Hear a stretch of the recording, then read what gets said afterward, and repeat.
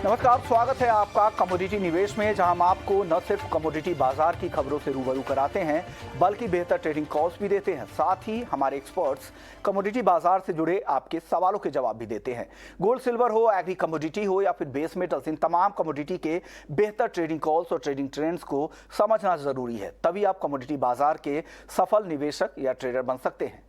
इसी मकसद के लिए हम लेकर आए हैं आपके लिए खास शो कमोडिटी निवेश, और आज आपके सवालों के जवाब देंगे जिगर धर्मशी मोतीलाल ओसवाल से और केडिया कमोडिटी के एमडी अजय केडिया। आप दोनों मेहमानों का भी स्वागत है। सवाल पूछने का तरीका आपको बता देते हैं। सवाल पूछने का तरीका बेहद ही आसान है। आप हमारे नंबर 9136934058 पर अपने सवाल हमें व्हाट्सएप कर सकते हैं। आप अपना नाम, अपने शहर का नाम जरूर भेजें, फिर हम आपके सवाल ले पाएंगे। आप हमें सोशल मीडिया के जरिए भी सवाल भेज सकते हैं। फेसबुक, इंस्टाग्राम और ट्विटर के जरिए भी अपने सवाल हमें भेज सकते हैं। चलिए शुरुआत कर लेते हैं आज चांदी से, क्योंकि चांदी में जबरदस्त तेजी दिख रही है।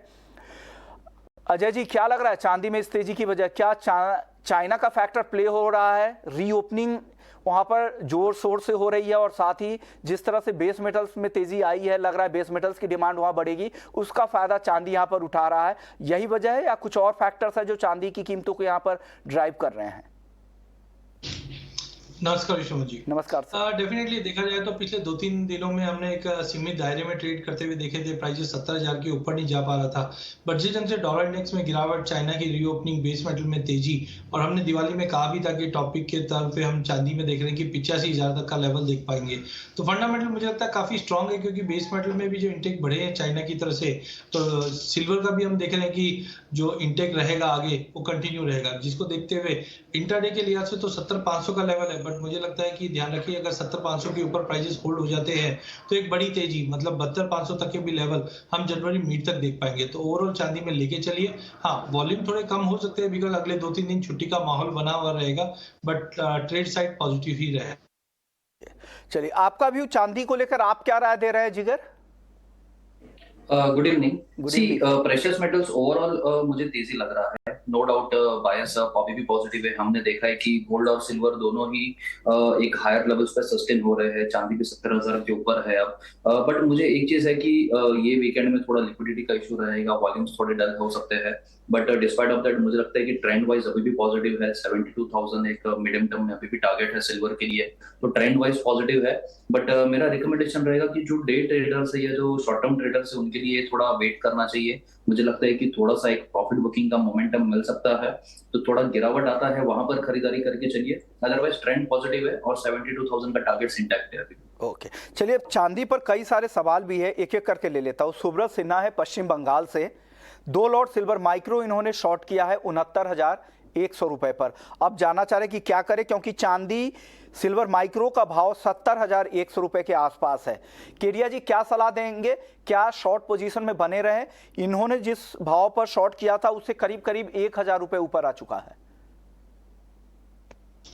देखिए, as of now no doubt मुझे लगता है हॉलीडे मूड है सामने, एक प्रॉफिट बुकिंग दे सकता है मार्केट, बट उसी के लिए हम लोग बैठे रहे तो वो मेरे को सही नहीं लगता। टाइमिंग मुझे लगता है इनको एक 70,500 का स्टॉप लॉस स्ट्रिक्टली मेंटेन करें, बिकॉज 70,500 के ऊपर अगर प्राइस जाती है तो कहीं ना कहीं हम सीवियर एक शॉर्ट कवरिंग मार्केट में आते हुए देख पाएंगे, जिसका मतलब है कि प्राइजेस के अंदर और बड़ी तेजी रहेगी। तो बेटर है 70,500 का एक स्टॉप लॉस फिक्स इनको मेंटेन रखना चाहिए, क्योंकि जो चांदी के फंडामेंटल इस वक्त काफी स्ट्रांग है, और छुट्टी होने के बावजूद हम जो रैली देख रहे हैं बेस मेटल में, उसका असर चांदी पे भी आ रहा है। तो बेटर है 70,500 का एक स्टॉप लॉस स्ट्रिक्टली मेंटेन करके चलना चाहिए चांदी में।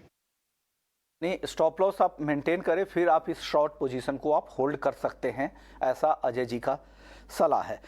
अगले दर्शक है यश हैं अजमेर से। सिमिलर सवाल है, चांदी क्या शॉर्ट टर्म में 67,000 यानी 67,000 रुपए तक आ सकती है? जिगर, क्या लग रहा है, यहाँ से क्या 3,000 रुपए चांदी नीचे आ सकती है? क्या आपको लग रहा है? देखिए, जैसे मैंने कहा, मैं थोड़ा प्रॉफिट बुकिंग एक्सपेक्ट कर रहा हूँ आने वाले कुछ दिनों में। तो यस, थोड़ा गिरावट जरूर आ सकता है, बट अगेन जो डाउन साइड है वो मुझे काफी लिमिटेड लग रहा है। मुझे लगता है कि 68,500 या 68,000 तक का लेवल्स है, वहां तक ही डाउन साइड लिमिटेड रहेगी। और वहां से दोबारा एक बायस जो है वो पॉजिटिव हो जाएगा, और वहां से जो रैली है वो 72,000 तक की जाती हुई दिख रही है। तो यस, थोड़ी डाउन साइड जरूर रहेगा, बट डाउन साइड लिमिटेड है। बट जैसे मैंने कहा कि ये ट्रेंड पॉजिटिव है, तो मेरा सबको यही रिकमेंडेशन रहेगा कि बेटर है कि अभी एंटर ना करें, थोड़ा वेट करें कि थोड़ा करेक्शन मिले, तो ट्रेंड के साथ फॉलो करके चलेंगे तो मच बेटर रहेगा। अगले दर्शक भी इवन चांदी पर ही हैं। चांदी पे ढेर सारे सवाल आ रहे हैं। कविता हैं जयपुर से, इनका सवाल है 2 महीने में सोने चांदी का भाव क्या हो सकता है और 1 हफ्ते में क्या हो सकता है। केडिया जी, 1 हफ्ते के लिए भी सोने चांदी का आउटलुक और 2 महीने के लिए प्राइस आउटलुक बता दीजिए। देखिए, 1 हफ्ते की बात करें तो मुझे लगता है अपसाइड थोड़ा लिमिटेड है, जो 70,500-600 के आसपास का लेवल ही दिख रहा है, बिकॉज एक हॉलिडे का मूड है।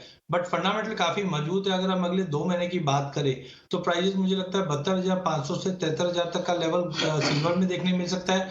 और वहीं अगर सोने की बात करें तो सोने में एक साइकोलॉजिकली 55,100 का रेजिस्टेंस बना हुआ है। इंटरनेशनल में $1,820 का लेवल तोड़ने पे 1856 का टारगेट रहेगा। और वहीं डोमेस्टिक मार्केट में रुपए को देखते हुए 55,700 तक के भी लेवल मिल सकते हैं महीने भर के अंदर। तो 1 से 2 महीने के अंदर भी ट्रेंड पॉजिटिव है। बाय ऑन ड्रॉप की रणनीति अपना के चलिए। बस ये हफ्ता काफी क्रूशियल है, बिकॉज हॉलिडे मूड रहेगा, क्योंकि यूएस, यूरोप ये सभी क्रिसमस के साथ साथ न्यू ईयर हॉलिडे पे रहेंगे, तो वॉल्यूम्स काफी थिन रहेंगे। अगले दर्शक हमारे साथ है दिग्विजय सोनी, नाम है इनका।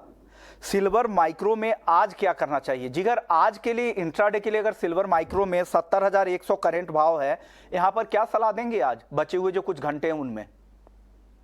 इंट्राडे के लिए मुझे लगता है कि 200-300 रुपए अपसाइड मोमेंटम रह सकता है, बट बहुत बड़ा अपसाइड नहीं है, जैसे कि मैं बार बार कह रहा हूं। तो मुझे लगता है कि एक स्टिक स्टॉप लॉसेस के साथ 69,900 के स्टिक स्टॉप लॉसेस के साथ एक बार बाइंग की अपॉर्चुनिटी ले सकते हैं।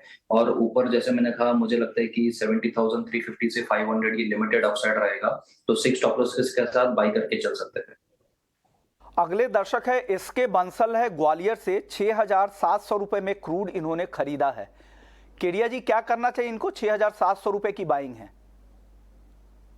देखिए, क्रूड ऑयल में मुझे लगता है मार्केट स्टेडीली पॉजिटिव मूव कर रहा है, बिकॉज रशिया से भी जो प्रोडक्शन कट है और चाइना ने भी जो कोविड पॉलिसीज में जो रिलैक्सेशंस दिए हैं, जिसके देखते हुए मुझे लगता है मार्केट में कंटिन्यू तेजी रहेगा। इंटरनेशनल में हमने देखा कि रिसेंटली प्राइसेस 85 के ऊपर ब्रेंट अच्छे से ट्रेड कर रहा है, which is very good sign. तो टाइम बिंग इनको लॉन्ग पोजीशन है तो कंटिन्यू रखिए। इमीडिएट टारगेट तो मुझे लगता है कि 6720 का है, बट कहीं ना कहीं 6850 तक के भी लेवल हम आते हुए देख पाएंगे।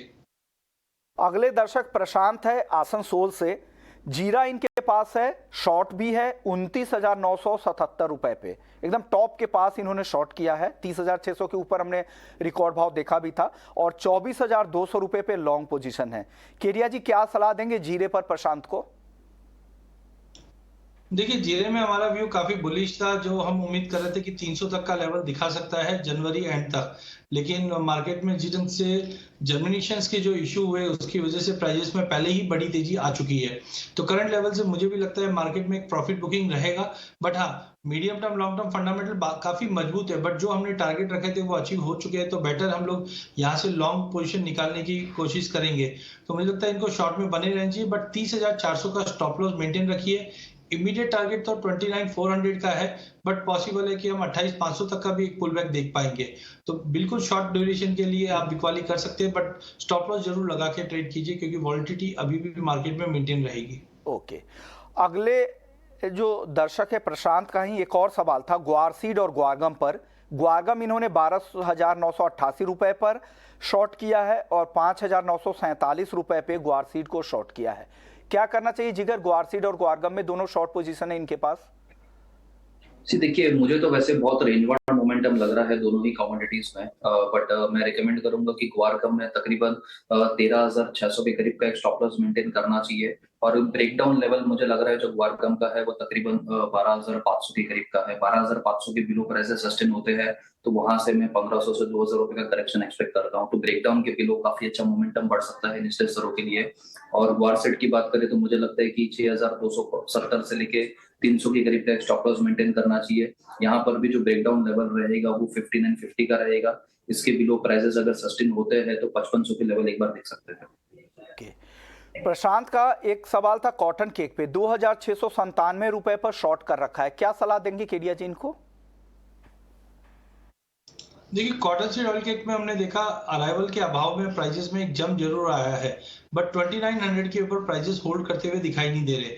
पिछले साल हमने देखा था प्राइसेस में रैली जरूर बनी थी, बट इस बार हम देख रहे हैं कि सोया, मस्टर्ड, इनके क्रॉप और इनकी डीओसी अवेलेबल है इजीली, जिसके वजह से अपसाइड थोड़ी लिमिटेड है। हमने कल और आज में एक अच्छा जंप जरूर देखा है, बट आई थिंक 2900 के ऊपर सस्टेनेबल नहीं है। नीचे 2780 का इमीडिएट सपोर्ट अगर ये तोड़ता है तो प्राइसेस में एक गिरावट और देखने मिल सकती है। तो उम्मीद है प्राइजेस एक दायरे में अभी सेल और जंप की रणनीति बना के चलिए, जो 2780 तक का लेवल इमीडिएट में दिखा सकता है। 2920 के ऊपर का एक स्टॉप लॉस मेंटेन करके चलना चाहिए।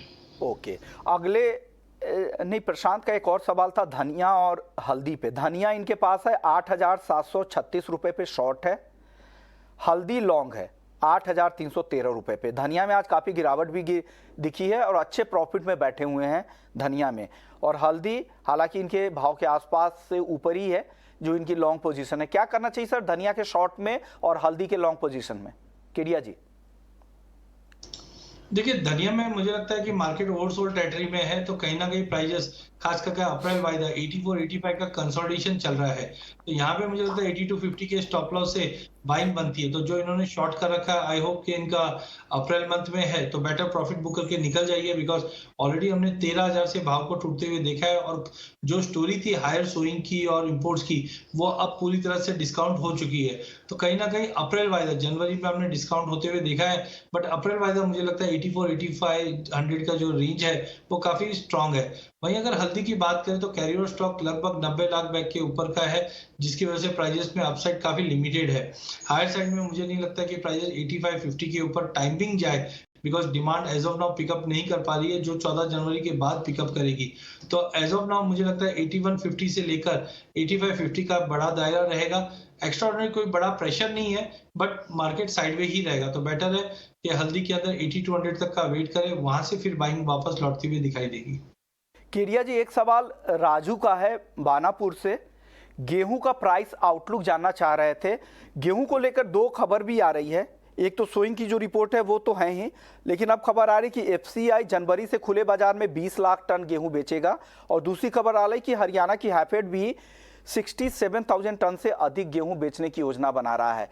क्या इन खबरों से गेहूं की कीमतों पर जनवरी के महीने में नए साल की शुरुआत में दबाव दिख सकता है क्या? आपका प्राइस आउटलुक क्या है? और इस बार उत्पादन भी बेहतर रहने का अनुमान जताया जा रहा है। डेफिनेटली इस बार सोइंग काफी अच्छी हुई है, बट सबसे इंपॉर्टेंट है वेदर कंडीशन। मैं खुद राजस्थान के टूर पे था, काफी जगह पे जो उम्मीद थी ठंड की उतनी नहीं है, उसकी वजह से यील्ड में ड्रॉप आता हुआ दिखाई देगा। नो डाउट गवर्नमेंट इस चीज से ऑलरेडी चिंता करके जो स्टॉक है वो ऑफलोड करने की कोशिश कर रही है ताकि भाव मेंटेन रहे। बट डाउन साइड मुझे नहीं लगता कि प्राइसेस 2840-50 का लेवल भी तोड़ पाए, बिकॉज ग्लोबल मार्केट में भी इस बार शॉर्टेजेस रहनी है और डोमेस्टिक मार्केट में वेदर पैटर्न काफी इंपॉर्टेंट है। क्योंकि पिछले साल भी हमने देखा बफर स्टॉक, बफर प्रोडक्शन के बावजूद हमने देखा वेदर डिस्टर्बेंस की वजह से यील्ड में शार्प ड्रॉप आ गई थी। तो आई थिंक डाउन साइड में 2850 का सपोर्ट है। बट अगर फरवरी तक की अगर बात करें और इनलाइन अगर यील्ड में ड्रॉप आती है तो भाव 3150 से 3200 तक का लेवल दिखा देगा, बिकॉज रशिया यूक्रेन वॉर के चलते हमने ग्लोबल मार्केट में सप्लाई टाइटनेस देखी है, जिसका असर डोमेस्टिक मार्केट पे पॉजिटिवली पड़ता हुआ दिखाई देगा। तो बेटर 2850 से 3150 का एक व्यू लेके चलिए, बाय ऑन ड्रॉप की रणनीति बना के चलिए। जनवरी एंड तक हमें लगता है 3050 और उसके बियॉन्ड 3150 मिल जाएगा। नो डाउट गवर्नमेंट कोशिश जरूर कर रही है इसको कूल ऑफ करने की, बट आगे डिमांड को देखते हुए, सप्लाई शॉर्ट को देखते हुए प्राइजेस में सपोर्ट बना हुआ रहेगा। ओके, चलिए फटाफट से हम कोरिएंडर की तरफ बढ़े। हमारे साथ महावीर गुप्ता जी जुड़ गए हैं, लेकिन उससे पहले दो सवाल ले लेते हैं। पहला सवाल राजेश हैं फरीदाबाद से, क्रूड ऑप्शंस की रणनीति जानना चाह रहे हैं। जिगर, ऑप्शंस में कोई रणनीति है क्या क्रूड में आपके पास? में ओवरऑल बायस मुझे पॉजिटिव लग रहा है और अभी भी लगता है कि 6750, 6800 तक के लेवल्स एक बार मिल सकते हैं। तो मुझे लगता है कि 6600 का जो कॉल ऑप्शन है उसमें 10-15 रुपए नीचे अगर प्राइसेस आता है 315 के करीब, तो वहां पर खरीदारी करके चल सकते हैं। 270 के करीब का एक स्टॉप लॉस रहेगा और ऊपरी लेवल पे मुझे लगता है कि शॉर्ट टर्म में एक दिन में 400 तक के लेवल्स एक बार मोमेंटम दिख सकते हैं। तो ओवरऑल बायस पॉजिटिव का है। ओके सर, अगला सवाल है तनय का मुरादाबाद यूपी से। कॉपर दिसंबर 690 की सेल की हुई है, क्या करें ये अब? जिगर जी, कॉपर की बात करें तो पहले भी हमने कहा था कि चाइना मार्केट अगर जी केरिया जी बोलिए। कोई चाइना मार्केट अगर ओपन होता है, जी कंटिन्यू करें सर। केडिया जी, हमने पहले भी देखा था कि चाइना मार्केट अगर ओपन होता है तो कहीं ना कहीं डिमांड में एक अच्छा खासा बाउंस आता हुआ दिखाई देगा, जो रिजल्टन 720-30 तक का लेवल कॉपर में दिख जाएगा। थोड़ा बहुत प्रॉफिट बुकिंग मार्केट में आ जरूर सकता है, बट आई एक्सपेक्ट कि 715-20 का जोन है वो मैक्सिमम रहेगा, वहां पे आपको बाइंग करके चलना चाहिए। जो हायर साइड में मुझे लगता है प्राइजेस 740 का लेवल तोड़ता हुआ दिखाई देगा। ओवरऑल पूरे बेस मेटल में कॉपर काफी स्ट्रांग दिखाई दे रहा है, शॉर्ट अवॉइड करके चलिए। ओके, चलिए अब धनिया की बात कर लेते हैं। यहाँ पर आज 2.25% तक की गिरावट दिख रही है। एनसीडीएक्स के जनवरी वायदा में 8,000 रुपए के नीचे भी भाव आ गया है। और इस पर बात करने के लिए हमारे साथ महावीर गुप्ता हैं, श्री फालोदी ट्रेडर्स के, और कोटा से जुड़ गए हैं, ग्राउंड की रिपोर्ट लेकर आए हैं। महावीर जी, क्या लग रहा है, क्या स्थिति बन रही है, किस तरह के सोइंग के नंबर आ रहे हैं, उत्पादन को लेकर किस तरह के अनुमान आप लोगों के हैं, और क्यों ये गिरावट आई है धनिया में आज? नमस्कार सर। नमस्कार।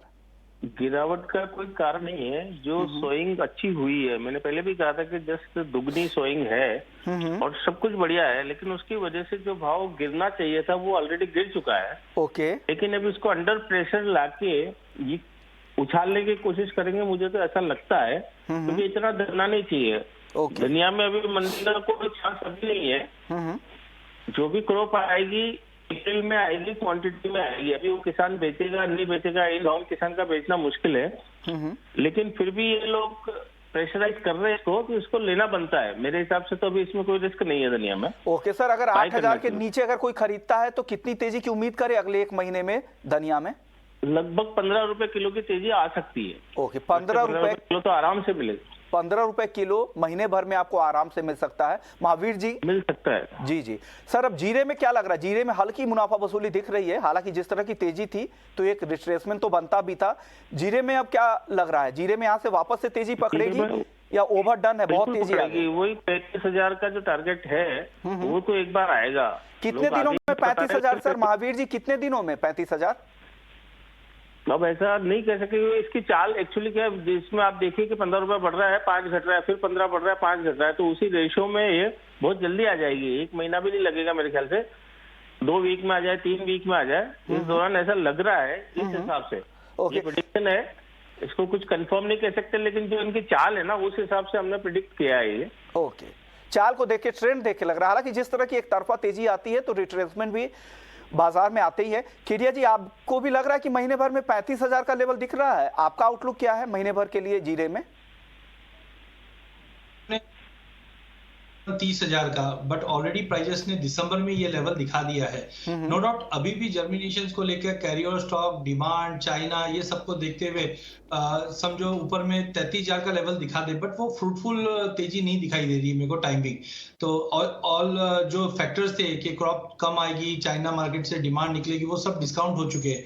तो आई वुड प्रिफर के ऊपर में अगर 32-33 का रेंज जाता भी है तो प्रॉफिट बुक पहले कर लेना चाहिए। मुझे उतना सस्टेनेबल अभी टाइमिंग नहीं लग रहा। एक करेक्शन आना चाहिए जो लगभग समझो 27,500 के आसपास का एक पुलबैक मिले, उसके बाद एक तेजी बन सकती है। लेकिन जो भी जीरे में और धनिया में तेजी रहेगी वो 20 फरवरी तक रहेगी। उसके बाद नए माल की आवक की वजह से एक गिरावट वापस देखने मिल जाएगी। तो 20 फरवरी तक पॉसिबल है कि वापस हम 32-33 का रेंज देख लें, बट सस्टेनेबल रेंज नहीं रहेगी। यानी 20 फरवरी तक ज़्यादा तेजी रहेगी, उसके बाद हो सकता है कि वो सस्टेन नहीं करे, नई आवक का वहाँ पर दबाव दिखेगा। हालांकि पूरे नए साल का और पूरे साल का आउटलुक आपसे शुक्रवार को 4:30 पर लेंगे केडिया जी।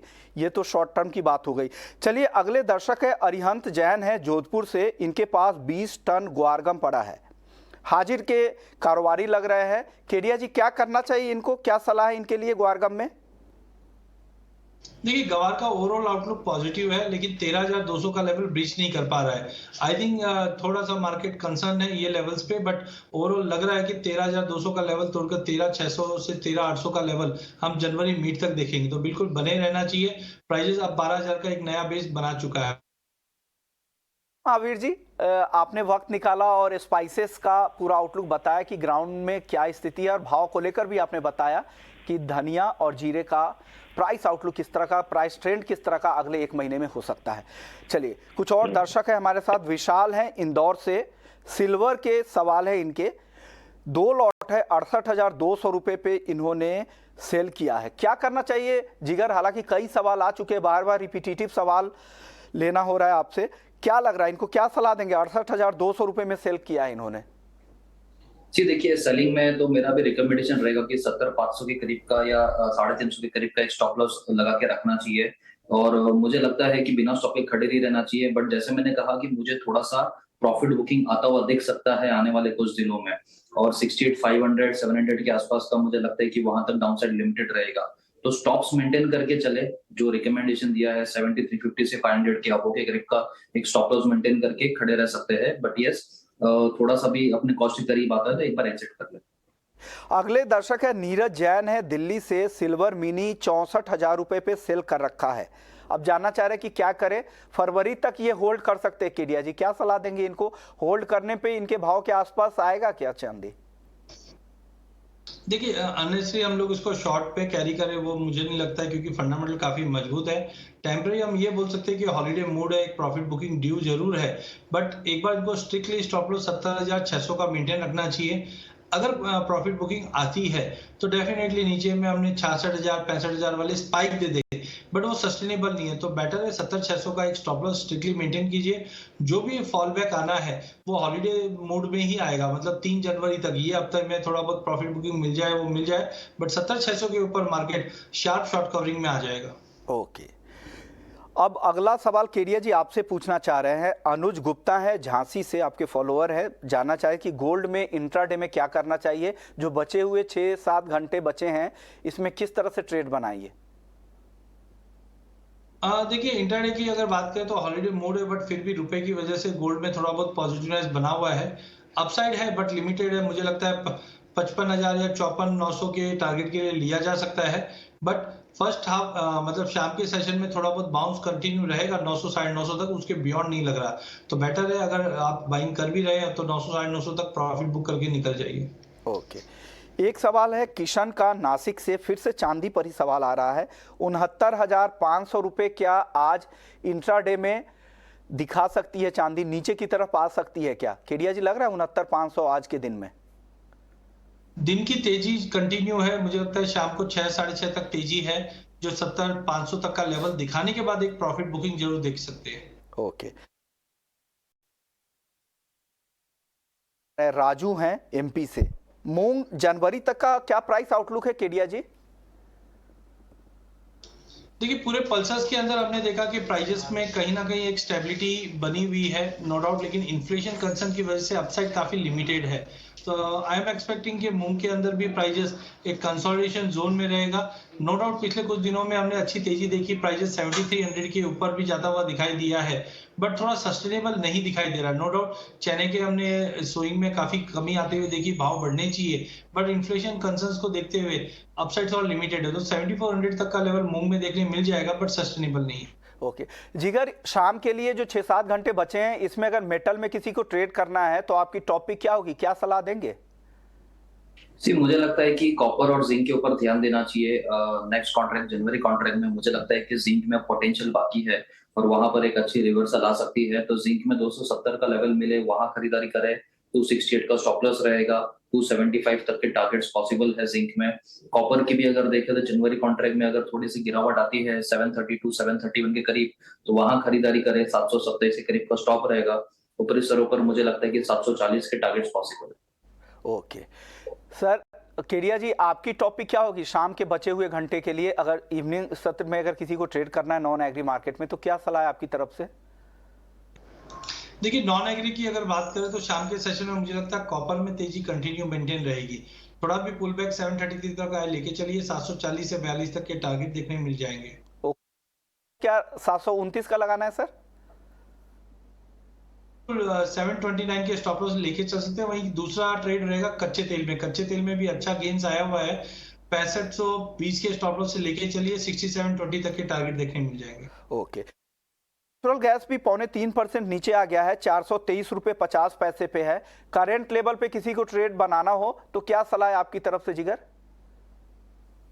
इसमें काफी गिरावट आई है, बट हमने देखा है कि अब ये 400 420 के जोन में काफी बेस बना रहा है, बेस फॉर्मेशन बन रहा है। उससे ज्यादा गिरावट मुझे लगता है कि बहुत ज्यादा एक्सटेंड नहीं होगी। तो मेरा थोड़ा एक पुल बैक या रिवर्सल की स्ट्रैटेजी रहेगी। मुझे लगता है कि 415-18 के जोन में मिलता है तो वहां खरीदारी का मौका लेना चाहिए। हालांकि हम अगेंस्ट द करंट व्यू जा रहे हैं तो एक स्टिक स्टॉप लॉसेस फॉलो करें 405 का, और मुझे लगता है कि 435 का लेवल आता हुआ दोबारा दिख सकता है। चलिए, अब शो को यही खत्म करने का वक्त आ गया, लेकिन जब ब्रेक के बाद हम लौटेंगे तो आपके लिए स्वदेश विशेष होगा। किरिया जी, आप भी, आपके अंदर काफी लोग काम करते हैं, WFS लोगों को काफी पसंद आ रहा है, वर्क फ्रॉम होम या हाइब्रिड मॉडल। आपके अंदर जो काम करने वाले, आपके यहाँ जो काम करने वाले, उनको किस तरह का मॉडल पसंद आ रहा है? देखिए, वर्क फ्रॉम होम पहले थोड़ा अच्छा जरूर लग रहा था, बट जिस ढंग से हम देख रहे हैं कि हम सर्विस इंडस्ट्री में है और जब क्लाइंट से 1 to 1 मिलते हैं तो कन्वर्शंस भी अच्छे होते हैं और एक दूसरे की नीड। तो अभी मेरी टीम है पूरी वर्क फ्रॉम होम नहीं है, सब ऑफिस में है और ज्यादा अच्छे प्रोडक्टिविटी के साथ काम कर रही है। शुक्रिया सर, आप लोगों ने वक्त निकाला। लेकिन स्वदेश विशेष पे देखिए ये खास चर्चा, कुछ एक्सपर्ट्स बताएंगे आपको कि क्यों ज़रूरत भी है और नहीं भी ज़रूरत है। हर एंगल से चर्चा होगी, हर पहलू पे, स्वदेश विशेष में ब्रेक के बाद। नमस्कार।